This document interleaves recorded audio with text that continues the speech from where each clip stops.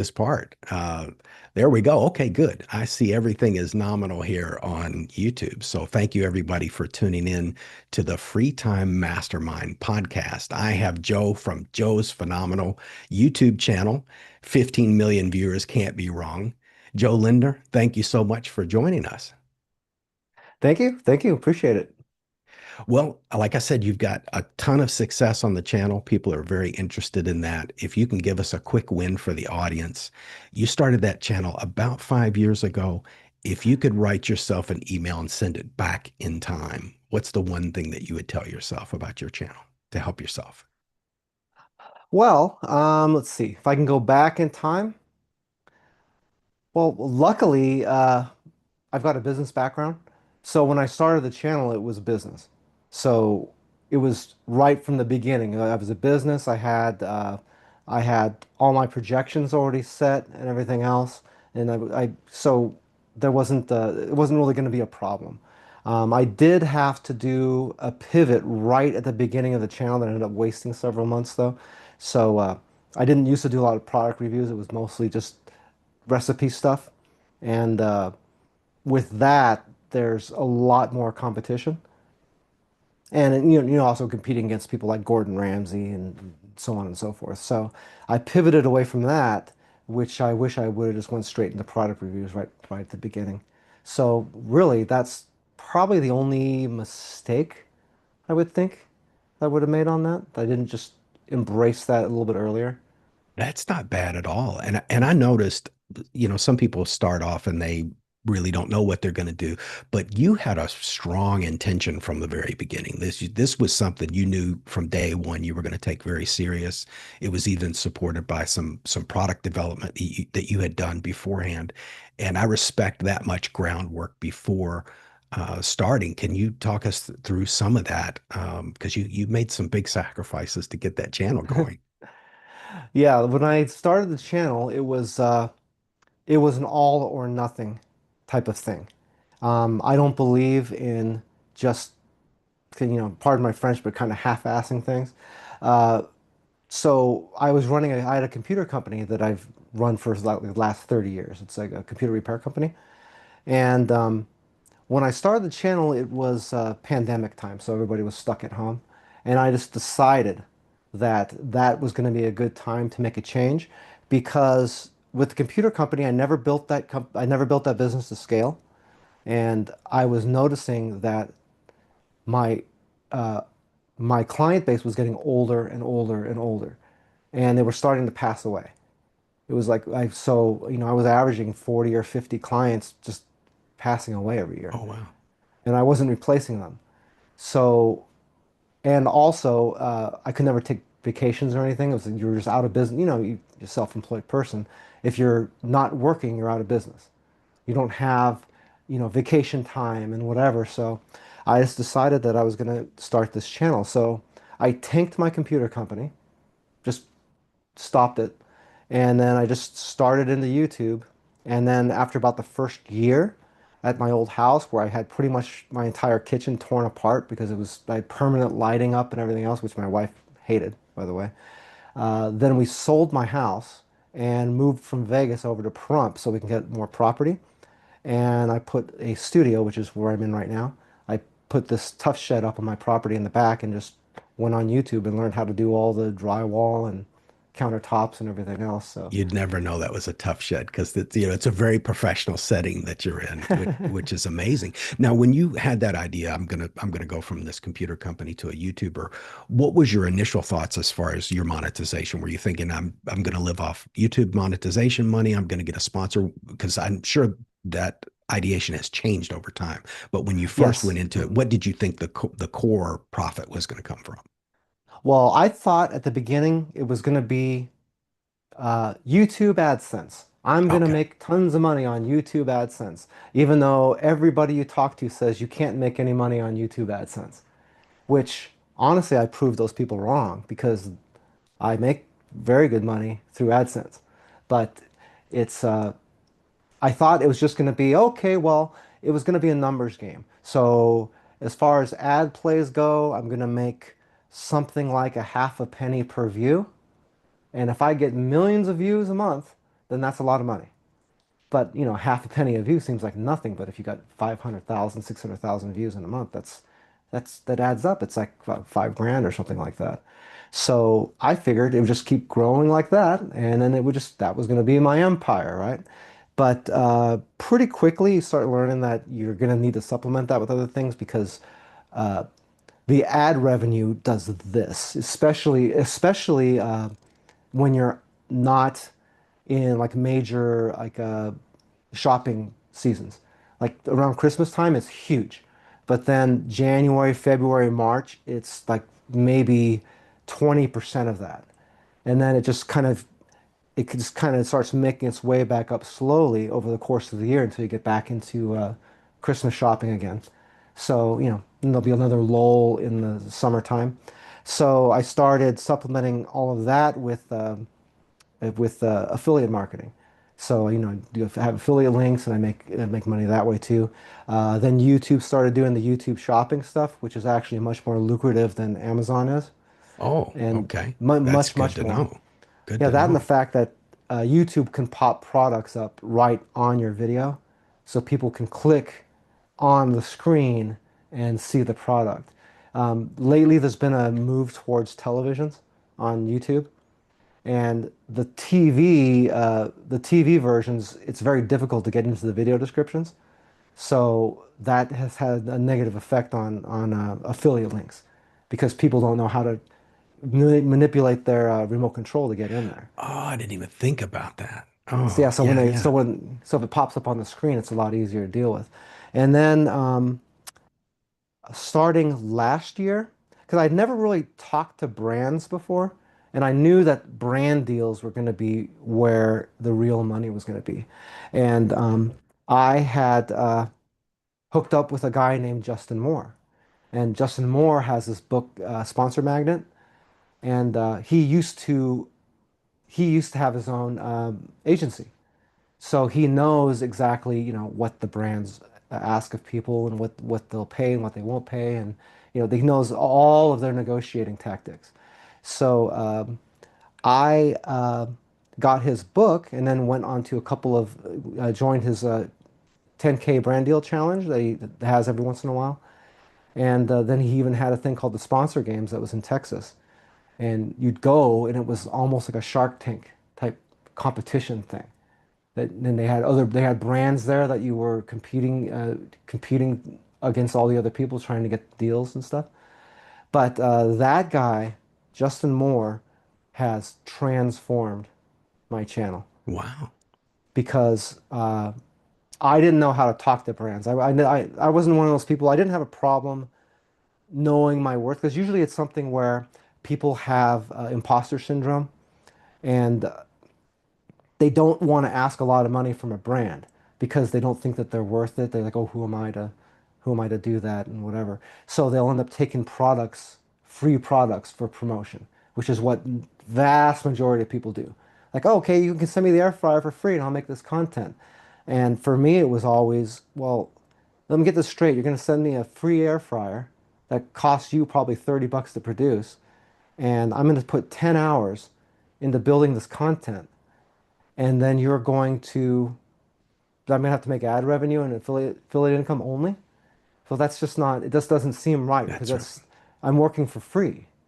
Your hourly is nothing at that point. So now that's transitioned into you're going to send me the products. I am going to charge you X number of dollars to do this review, and you're not going to be able to tell me anything about what I can say and what I can't say. So Oh, they're going to wow. pay me and possibly get a bad review, and Now, they aren't, and then they I'm aren't sorry. able to get me to change it. They have to agree to that in a contract. And Where do I you, would have oh, thought, I'm sorry. go Sorry. ahead. Oh, I was going to say that you would think that they wouldn't agree to that Right. because no, but they do. Where do They you they have to be? Oh, I'm sorry. Go ahead. That's right. Where do you have to be subscriber wise, your numbers, before you can approach a brand? That's kind of a fallacy. It doesn't matter how many subscribers you have because let's say you're a channel and you have 5,000 subscribers or something, right? And you don't have a ton of. you don't have a ton of traffic. So people are saying, oh, I can't ask the brand for money because, I'm not going to be able to get them a whole lot of traffic on my channel. Well, then how come you're not building, how come you're not just working for them and building content for them and then having them license that from you and use it on their channels? See what I I mean? see. Then I they're see. paying Yeah. you to do their stuff and it goes onto their website, onto their YouTube channel, onto all their other social media. See what I mean? It doesn't have to be on your channel. Now, as your channel gets bigger, then you have a little bit more leverage and you'd want to have that on your socials, right? Instead of them. So, or you can do a combination of the two. You can even, say that, okay, well, I'm gonna give you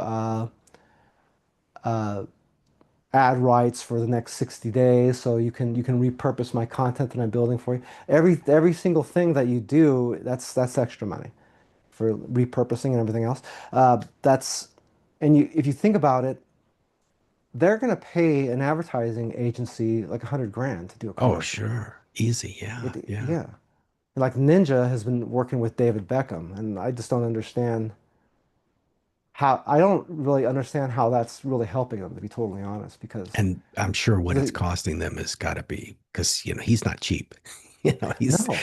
he's about as expensive as they get. Yeah, you would think they would want to go more grassroots organic, and for every one David Beckham, they could get, 500 influencers. I guess it depends on if Beckham if the people that like Beckham is the demographic that buys that product, then it would make sense. But without an absence of that alignment, that money, that ad spend wouldn't make that sponsorship or whatever that relationship is wouldn't make sense.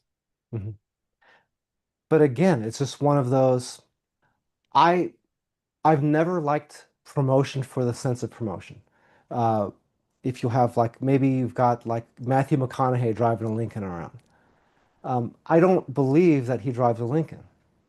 I just don't. I mean, it's not a bad car, obviously, but I don't believe that he would be driving that if he wasn't sponsored by Lincoln. That's See right. what I mean? It's there's a disconnect there. Just like so when I'm doing reviews, it's very important to me to not come off looking like, yeah, I'm just doing this because, I got paid to do the whatever, and I'm just gonna give them a nice review and whatever. In fact, I tend to be a little bit harder on reviews. People will complain a little bit because they think I'm being nitpicky, but I will find anything I can possibly find that anybody might not like about it because people like different things. You know, Sure, sure. something that I think is no big deal, somebody might call that a deal breaker or something. So I've got to mention stuff. So you'll get people in there that just love the product, and then they're going to get upset at me because they think I'm just railing on something, but I'm not trying to do that. I'm just trying to give a fuller picture. There's But this sorry, there's a restaurant reviewer on YouTube, and I'd never heard of him until about a week ago, but I think he just got attacked for the third time physically because he reviews these restaurants. I think he's very calm, he's very honest, but a few people who really like a few restaurants that he's said a few mildly negative things about, they got very emotional, I mean, he's being pursued, and which is very, very, very strange. But speaking of that type of stuff, obviously with your business background, you were able to structure some of these deals, but it sounds like with Justin Moore's help, something I try to impress upon people is you have to invest money to make money. So it sounds like you made an investment initially in the equipment. And then of course, at what point did you bring Justin Moore in, and like you said, I presume that 10x'd your capabilities. And I assume that wasn't a small investment to work with him. well, actually, it just didn't cost me anything really. He's got his. I actually met him at Vid Summit last year, like the actually not this last year, but the year before, so a couple of years ago. And he was doing a presentation, and I wasn't impressed with the presentation. I was like, I'm not gonna just go with this guy and whatever, because it's too expensive to have brand representation or whatnot. You know what I mean? I just wasn't into it. But then, like a year later, he was doing this brand deal challenge, which was you'd come onto the Zoom, and it was like a week of these classes, and you'd have homework and stuff, and it was like under $100 to do it. So I was like, oh, what the heck, I'll go, I'll check it out. And I did that, and during the class, I closed a brand deal because Wow. of what he had Okay. said. I used exactly what he had said, and I negotiated a brand deal while we were doing this class, and it was like 5 grand. And That's incredible. I would have never asked because he taught me what to say. And it was just the thing that you say to get the attention of the brand and the way you structure a proposal and the way you deal with questions. It's those things were the things I was missing was what are the words you actually say to get these people to respond to you? And it's been really good. I mean, I've closed like 5 brand deals since then. So I mean, and every one of them are these things where you don't think that they would say yes because they are. And it's one brand actually came back to me 3 times because they kept getting me to come down on my price and I wouldn't. So and then finally they just came back and just paid me. That's So incredible. What yeah. makes me wonder too, obviously content creation, you can build a tank of content, so to speak, and go on vacation and your business is still making money without you being there.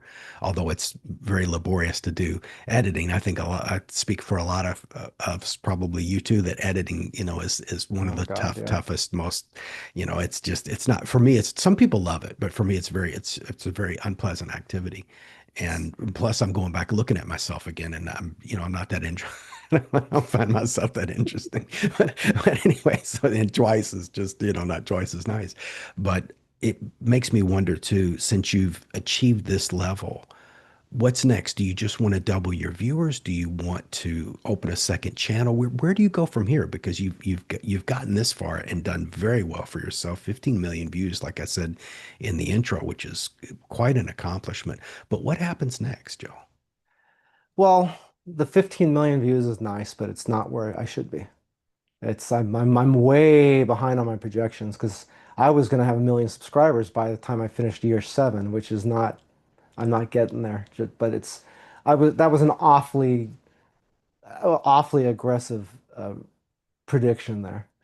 The first 3 years I was ahead of it. I was like, oh, this is great. And then I'm probably gaining about 30,000 subscribers per year right now. So the next big thing is getting to 100,000, so I'll get my silver play button. And I should have that by February. And not a second channel because I would have to start hiring people Hmm. in order because I'm gonna take time away from my existing channel to do that. In fact, when I started up with all my other social media stuff, with TikTok and Instagram and everything else, just so I can be everywhere, that started having a negative effect on my ability to get my YouTube stuff finished because I was splitting my time too much. So if I did a second channel, it would be completely unrelated, I see. but I see. but it would be that could be at some point, but I would just keep growing the one I got. I mean, Got there's it. not So really that's a mistake that a lot of people make. I know a lot of people that just don't have a lot of they're not getting anywhere and they've got like 5 channels. And it's like, well, you're spreading yourself too thin. I mean, you can't, because they got a lot of interests and whatever, but that's 1/5 of the amount of time you're going to have to be able to put into any one thing. You can't do that. that's right. That's what, like when people tell me they love all their children equally. I don't know if that's possible. I mean, you could maybe love them equally, but you can't spend equal time. If you've got 5 kids, let's face it, somebody's getting somebody's getting a little bit of a deficit of attention. So no, that's great to focus on one thing. It just makes me think about, we were talking about family businesses earlier, and my father worked alone, and then my brother worked for him, and then my brother never really had people work for him. He was a master of the craft and he knew every aspect of it. And it's hard to get people to work with you that have the same passion and the same work ethic. So a lot of entrepreneurs really struggle with that. And it sounds like you like being solo and the captain of the ship and handling all of the details. But do you think at any point about outsourcing certain aspects of it to free up your time? Uh, Possibly if anything, I would outsource the editing. but that's because it just takes so much time. That's a good 6 hours, 7 hours of every one of these videos. And if that was getting, if I outsourced that, I'd have a lot more time just to concentrate on getting the videos recorded. Why get You two know, emails? Sorry. yeah, my editing isn't like anything super crazy or anything. For a while when I started out, that's another thing too. When I started out, I was trying to do too much crazy stuff in my editing.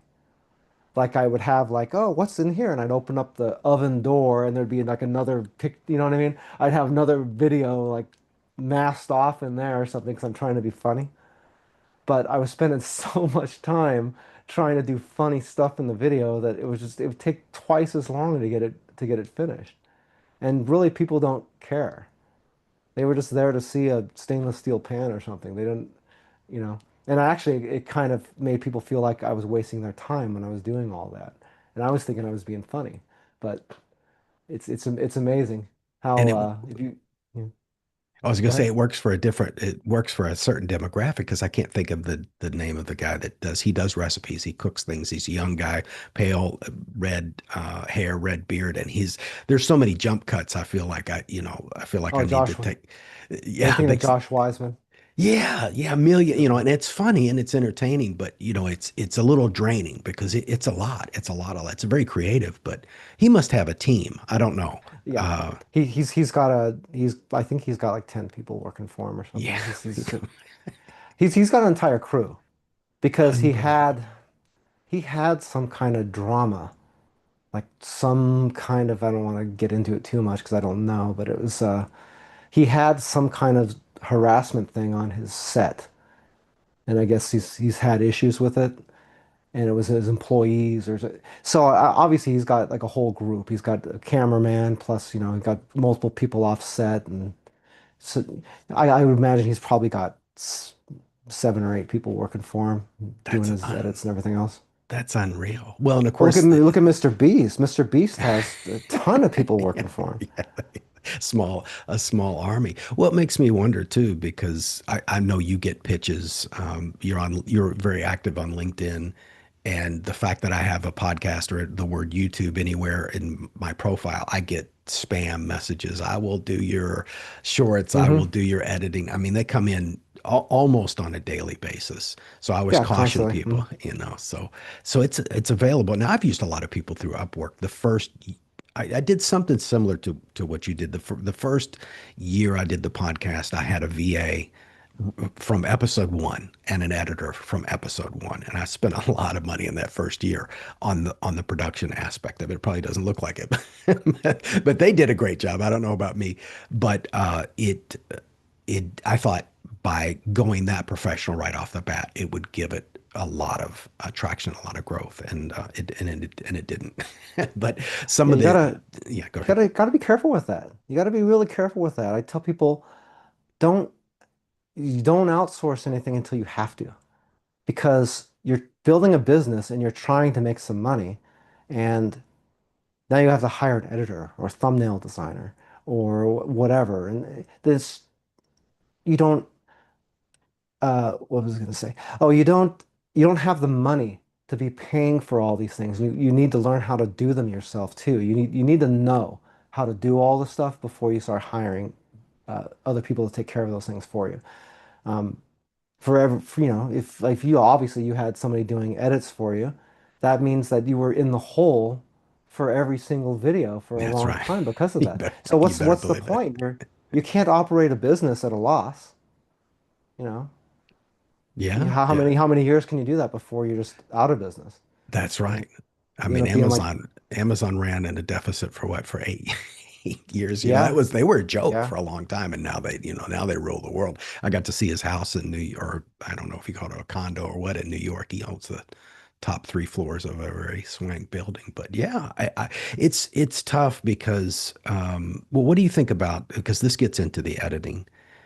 the I see channels that are somewhat similar to mine, and I even get suggestions by vidIQ and some of the other tools that I use for the channel.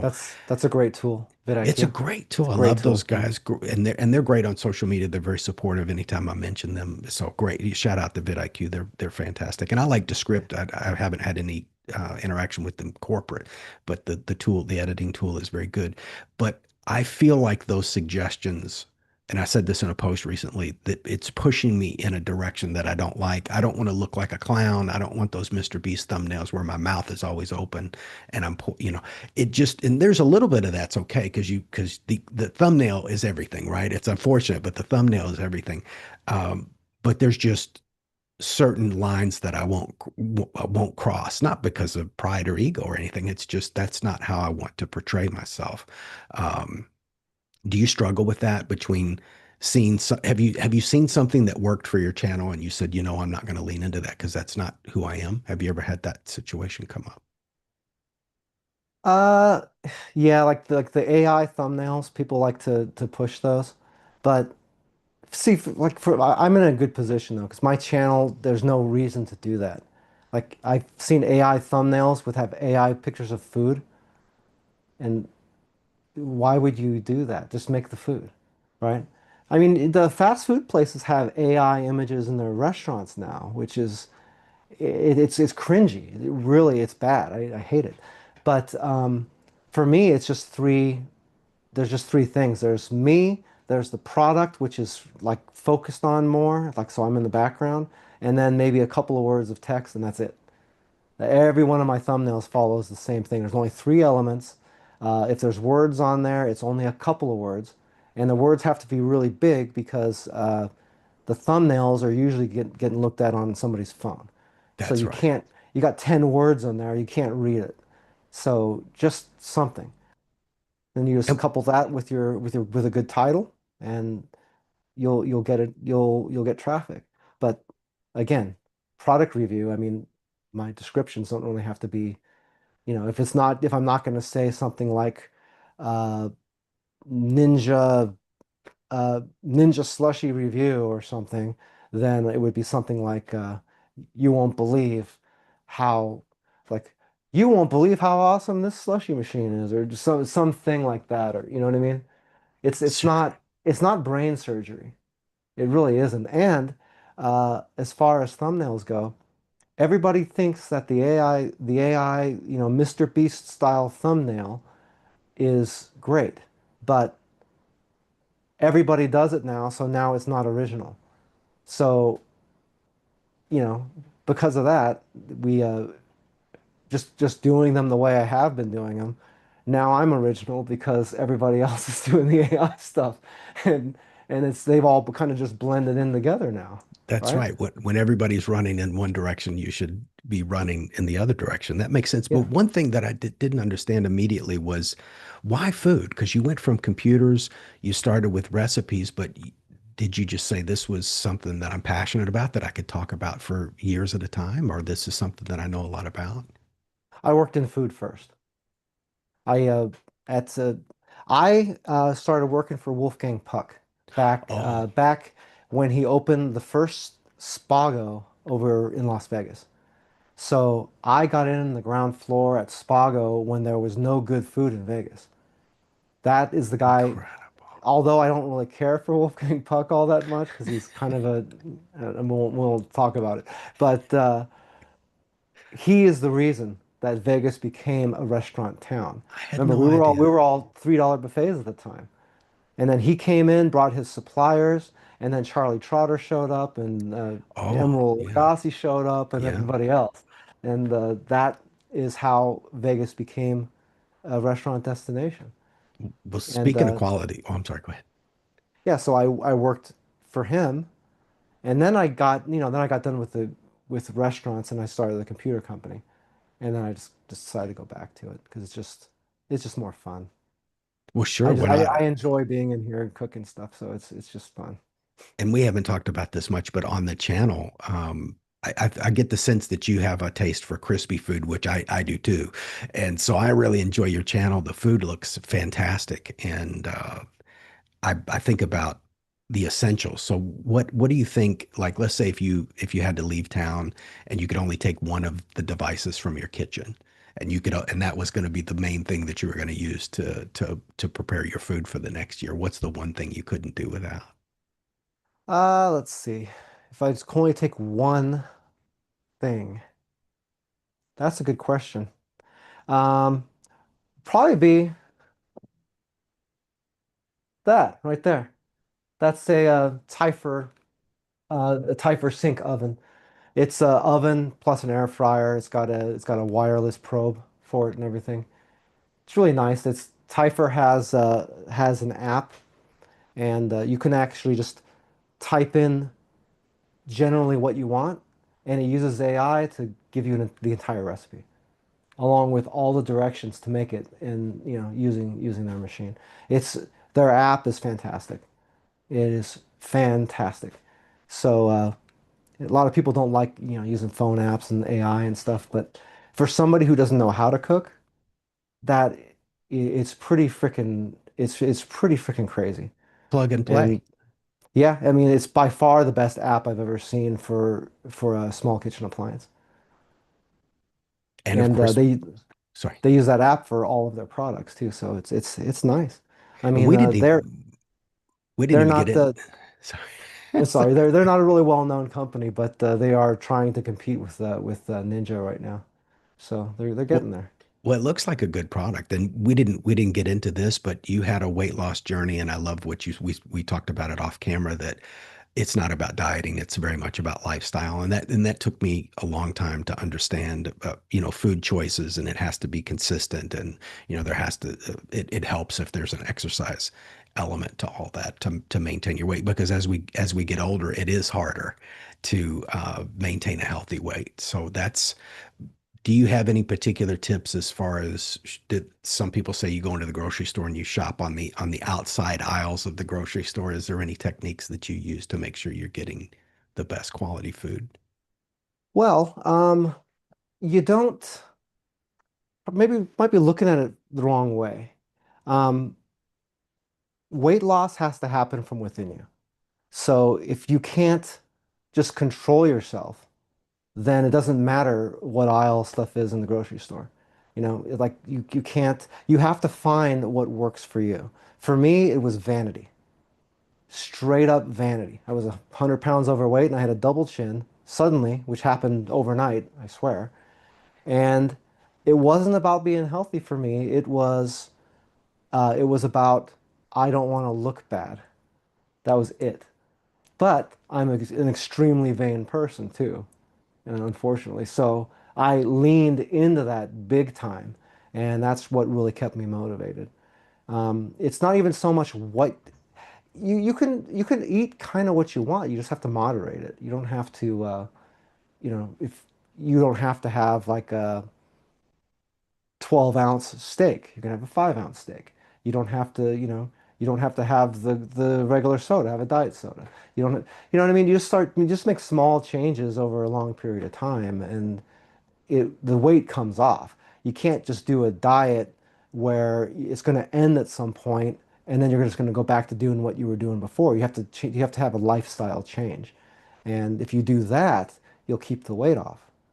And you also have to remember that it took you like 10 years to gain all this weight. That's It's gonna that's take you 10 years to lose it. right. That's It's right. not, Well, I was shocked. I started using smaller bowls and smaller plates, and I know that because people that's a said good, portion control, and I was like, "What do you mean portion?"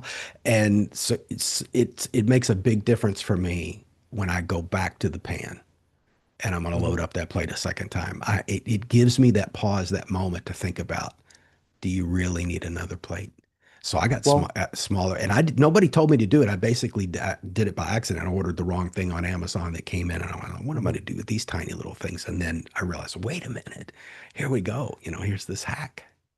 Yeah, well, what works for me is nowadays I have to use an app, like a calorie tracking app, and I put every single thing that I eat into this app Wow, because number one, it will keep me from overeating because I have to put the food in the stupid app. and I don't want to pick my phone up and go in the app and scan the food and I don't want to do that. And I just won't eat the thing instead. That's true in Because it's business, annoying. true. It's super annoying to do it. But you have to be able to track what you're putting in your body because I can guarantee that you and I are eating more than we think we are.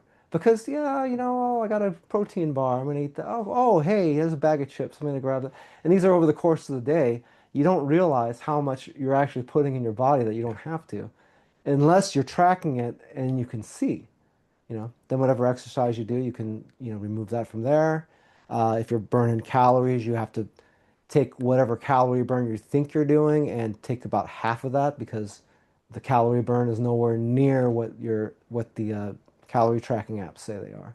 It's not even close. And it's a Like it, business principle too. If it doesn't get measured, it doesn't get managed.